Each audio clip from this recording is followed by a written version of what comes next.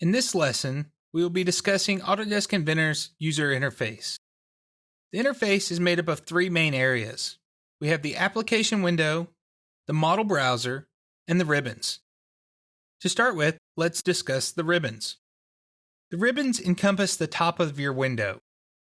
This is where all your commands and tools are kept. If you've used Microsoft Office, the ribbons may look familiar to you. Microsoft developed the ribbons and have pushed them out to their partners. Autodesk is a Microsoft Windows compliant software. Therefore, they had to create the ribbons to be compliant for Microsoft. The ribbons are a very powerful tool, and I think you'll come to like them. With the ribbons, it gives you all of the commands that you may need to draw and create objects. They are actually contextually sensitive. And what that means is, if we come in here and select an object, or we select a part, for example here, and we delve into that part, all the way down to the sketch level, you'll notice that the ribbons have actually changed. The ribbons are smart enough to know what environment you're in and adapt to that environment. Inventor is made up of many different tools that help you get the job done faster. One of the great things about the ribbons is they have some really good help.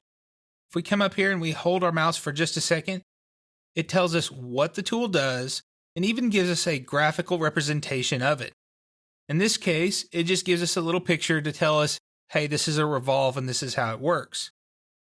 Some tools take it to the next level. If we hover over fillet, for example, not only does it give us a detailed description of how it works, it'll actually give us a little video and show us the fillet tool in action. It tells us how to modify a fillet, how to create a fillet, and what to do when we're done with that fillet. In addition to the main ribbon tab, you'll notice there's additional ribbons that do additional functions.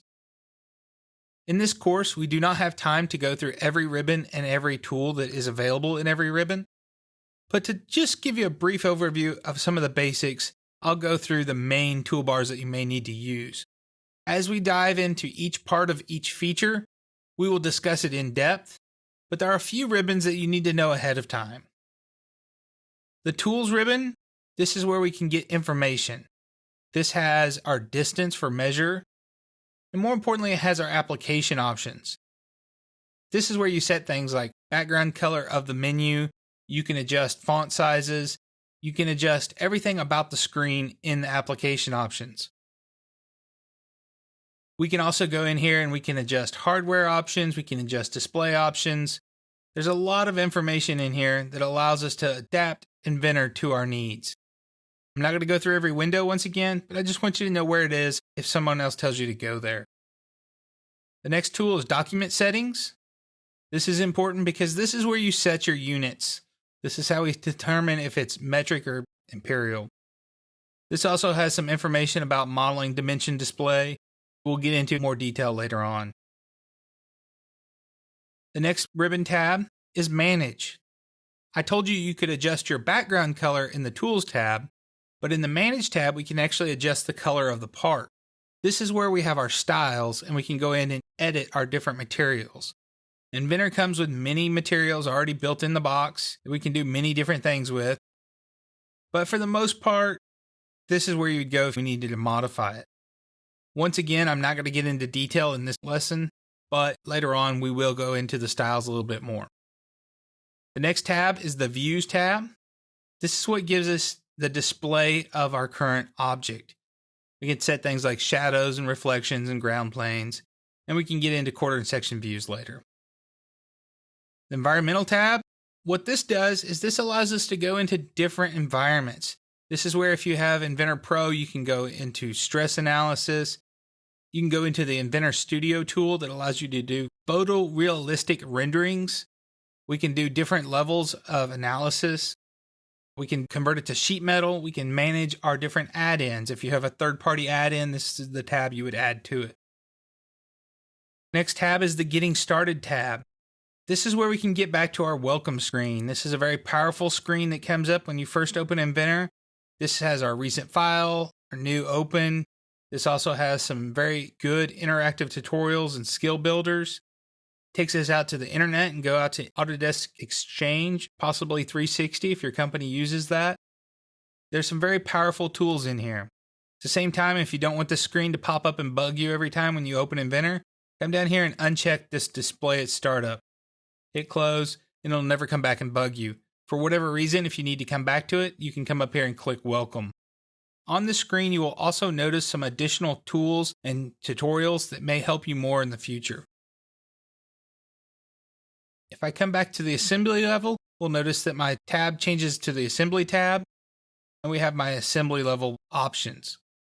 Some options are the same, some options have changed. We now have things like Content Center, Frame Generator. We have the assembly modeling tools.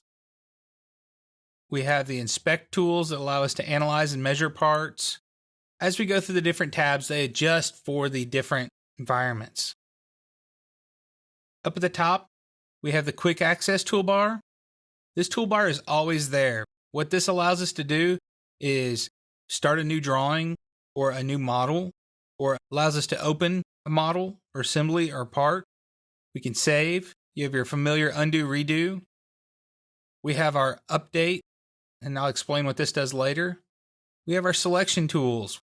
It allows us to control what we select. Then we have some material handling and appearance tools that I'll get into later on. And the last thing with the ribbons is we have what I call the big eye. This is what takes you into the old file menu. This is where you have your regular new open save. This is where we can export. This is where we can adjust our eye properties. This is where you go to print or plot, different tools like that. If you wish to adjust the quick access toolbar, quick tip here is you hit these two arrows, and it'll actually let you add additional tools to this. One I always like to add is I add the print command, and then I always add the distance measuring command. Two of the commands I use all the time, so I like to have them in there. If you don't adjust materials of parts often, we can actually come in here and remove the materials browser. We don't necessarily need to have all the materials and material browsers all up here at the top if we don't use them. So quickly I can come down here and adjust how I want something to look and turn off the tools that I no longer need. The next area we're going to discuss is the model browser. What this allows us to do is have a history of this part. What makes Inventor so powerful is that it's a parametric modeler. What that means is Inventor remembers how you create parts. It remembers design intent. The design intent is how you wanted something to be created or modeled. If we come into this part, for example, this shackle, I can actually come in here and edit the fillet down here to whatever size I need it to be. Change it to, say, 0875, hit OK, and it updates that fillet. In AutoCAD, I would have had to draw a sketch and revolve or sweep it around and recreate some kind of solid to be able to modify that. Inventor remembers how I created it and allows me to change it in the browser. I can also find parts in the browser. So, for example, if I come back to the back, or I don't know where a part is, I can right-click and I can say Find in Window. It'll highlight it for me. If I needed to see this inner part, I can turn off the outer case. So now I can see the inner case. I can actually go into sub-assemblies if I need to, turn off bits and pieces, add bits and pieces. All this is done through the model browser. The model browser has different icons for different tools. You'll notice that we have a part here, and I can tell that because this icon is a single part. And we have an assembly, which to me looks like a little stack of Legos with the blue one on top. And this tells me that that's an assembly part. I come down here, I have a part, but it's a sheet metal part. It gives me a little bin there. And it gives you all your different part types based on these little icons. Pay attention to what these icons are.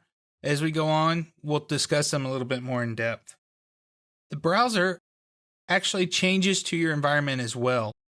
As we come in here and edit or modify parts by double-clicking on them in the browser, you'll notice my ribbons change at the top, but then my model browser also changes to the left and highlights what I'm working on.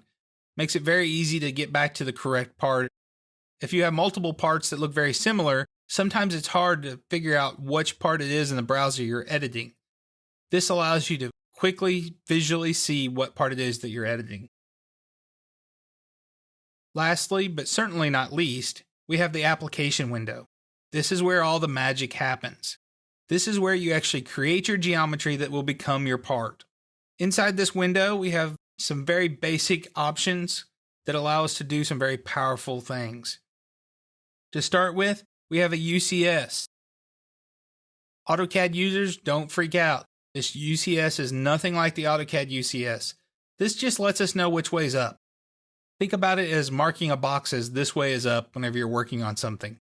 This just tells us, hey, that this is the X, Y, and Z direction. This is not the UCS. We do not have to modify it. It just gives us a quick reference to let us know where we are in time and space. We also have some visualization tools over here that allow us to rotate, zoom, pan. We'll get into that in another lesson.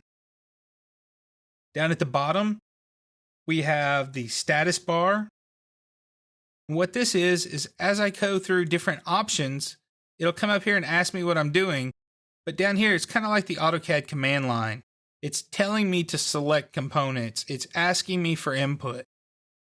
This is where we go when we get lost to know what to do next. Inventor's telling me down in the bottom left-hand corner that I need to select components. This is how I know what I'm doing. And then over on the far right-hand side, as you get into larger and larger assemblies, we get into a very important tool. This is the capacity meter. What the capacity meter tells us is how many parts are inside this model and how many occurrences there are of each part. You'll notice if I hover over this, it tells me there's 22 open documents in this session. But there's also 22 total occurrences.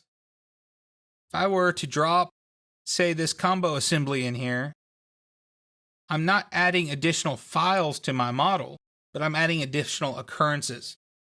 Inventor works on a file hierarchy system, meaning that if that file is in there more than one time, it doesn't add all the extra overhead of adding another file every single time.